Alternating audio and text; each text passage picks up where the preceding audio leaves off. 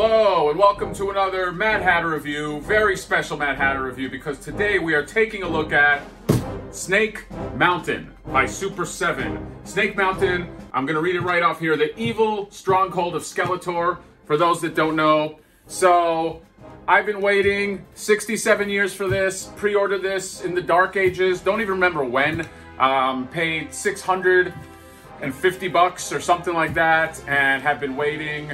In case you don't know, this is sort of the swan song of the Masters of the Universe collectors figures by the Four Horsemen. They used to be Maddie, and that line looks like it has come to an end. Masters of the Universe, the retro origin ones are the new ones. But before they went out, they said, we're gonna drop one big last thing, and that is Snake Mountain. This is sort of the granddaddy of the Masters of the Universe collectors figures. There's nothing bigger. They have a gray skull.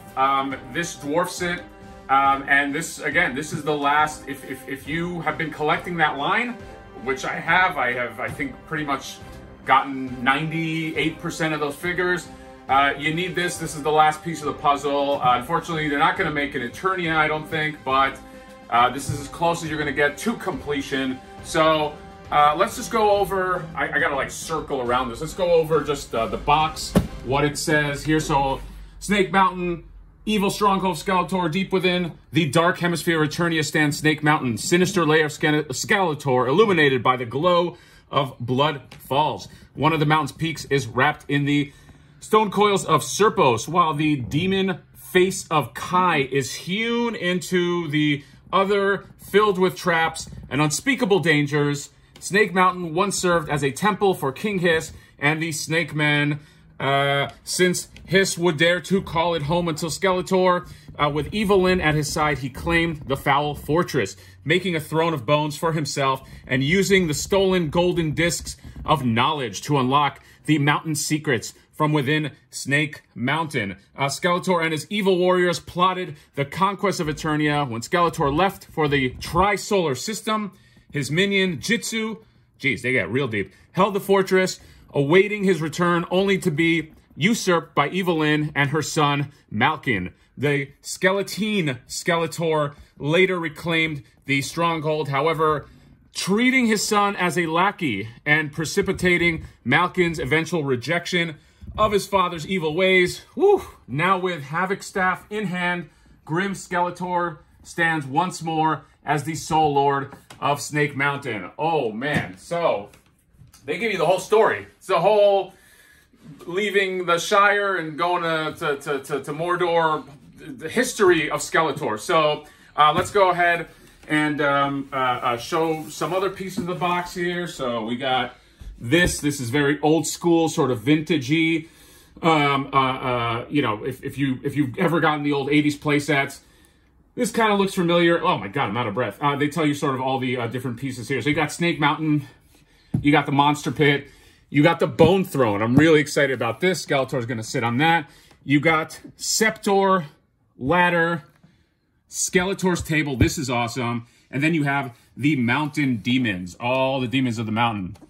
Epic 40 by 40, inside 40 by 40 art print. Probably be framing that. And then what else do we have here?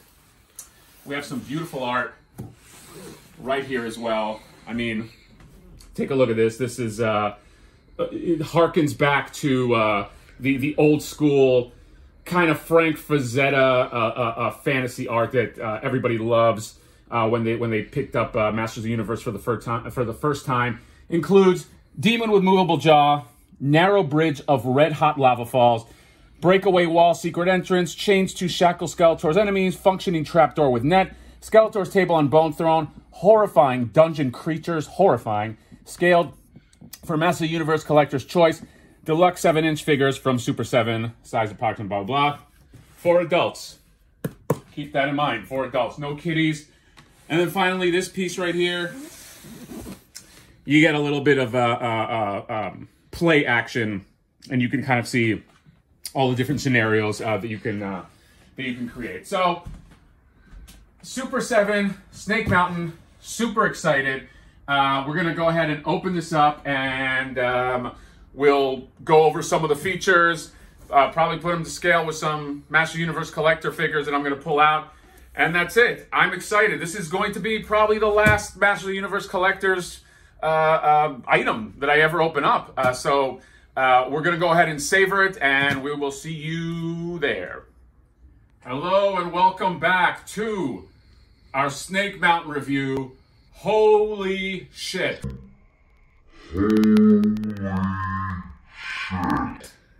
Holy shit. I mean, that's the review, right?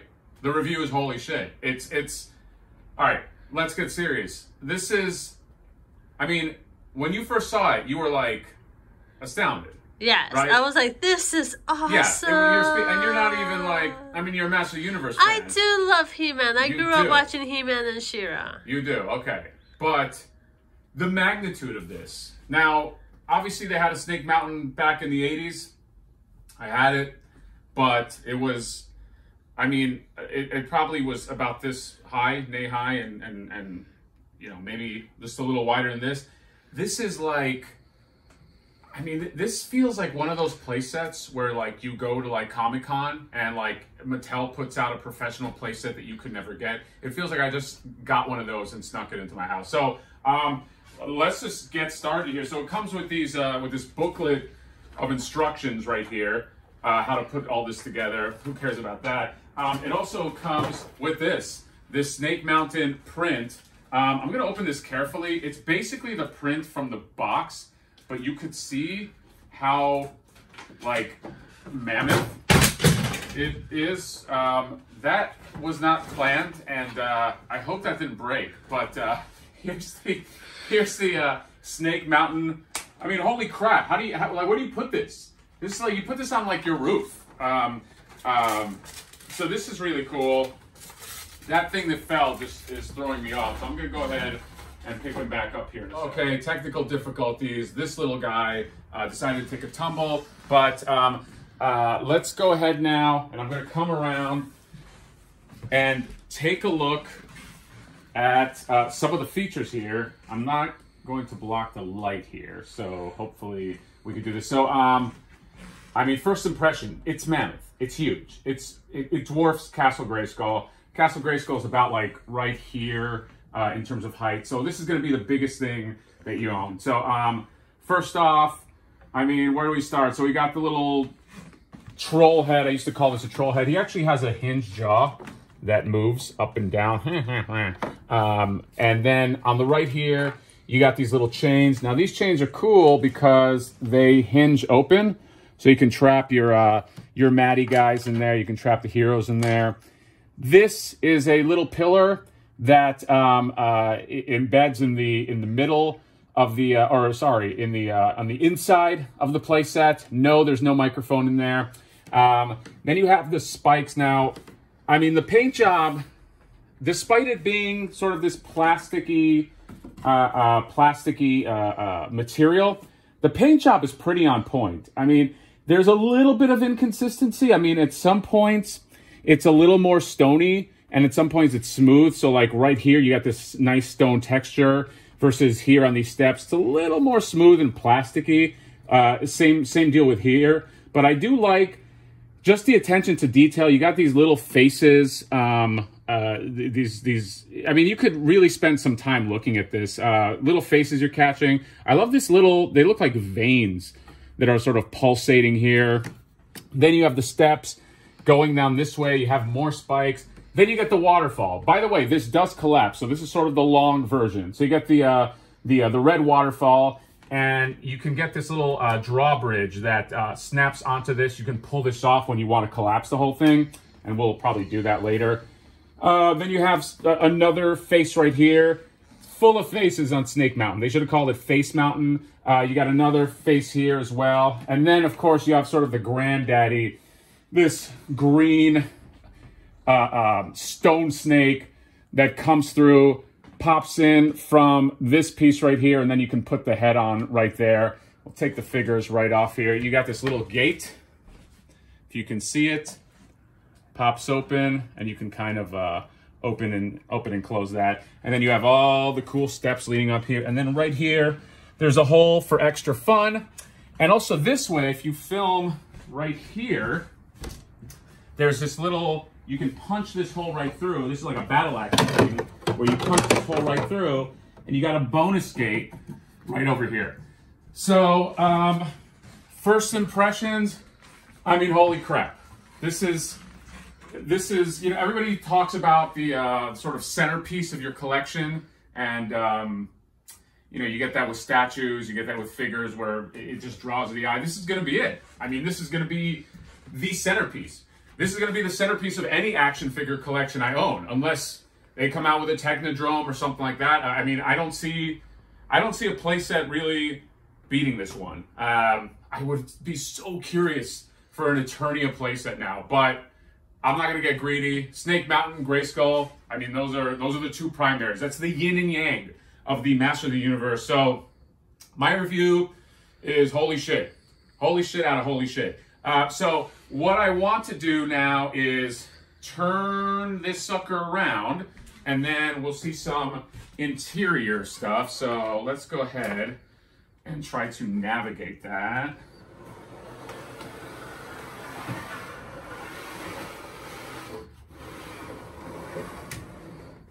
Okay.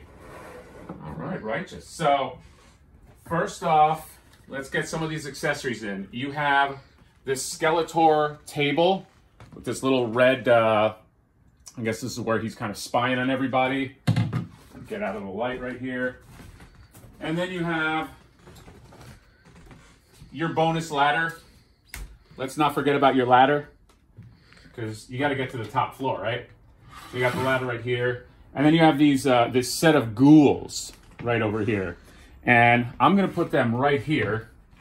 So the interior is pretty similar to the old one that I remember, but there are obviously a few different features here. So first off, you got this guy's sort of like an ancillary piece. Now he's the thing that sort of fell, so I'm going to be careful with him because he kind of snaps on. So he's a little wolf pillar here, and there is a you can open this up and you can kind of put in some accessories in there, which is really cool. What else? So moving on, you have the Skeletor throne. The Skeletor throne is, I mean, part of the incentive to get this was for this moment right here. If you can witness, I'm gonna do a very poor job with my Filmation Skeletor, since I haven't posed him for a long time. I'll do a better one at some point, but you get the gist of it.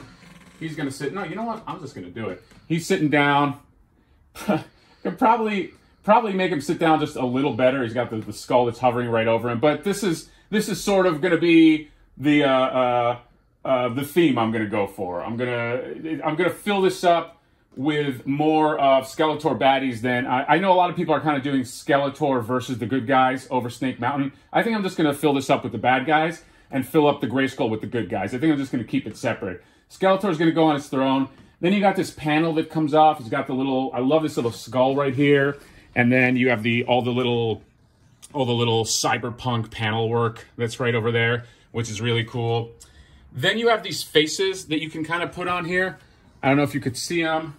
Get the light a little closer. You got these little faces of the different ghouls. You got 4 of them that you can get on there.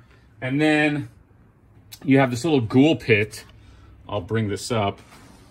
And this is just one piece with all these awesome tentacles. I mean, the sculpting on this one is friggin' amazing. And then you got a platform for bonus guys. The only battle action feature I see, like true battle action feature, is this right here. It's a trap door. So if you were so inclined, you get He-Man on here. This is going to, I have a feeling this is not going to work at all, but you turn the little, thing and he falls. But what he's supposed to do is he's supposed to fall in this nifty little net, and then it kind of catches him, and then you got yourself a He-Man. I mean, it's okay. I would have liked the net to be lower, so that can kind of play out. But, I mean, if battle action is your thing, sure. I don't really I don't really buy these things for, you know, for accessories like that or for functionality like that. But it's cool that it's there because it kind of gives it a play-set-y sort of feel. So that's it. I mean, all in all, I love this table. Skeletor and his guys have to be, I got to have them around this table as well, or at least the rest of his guys. All in all, I would say Snake Mountain is a success. Oh, the last thing.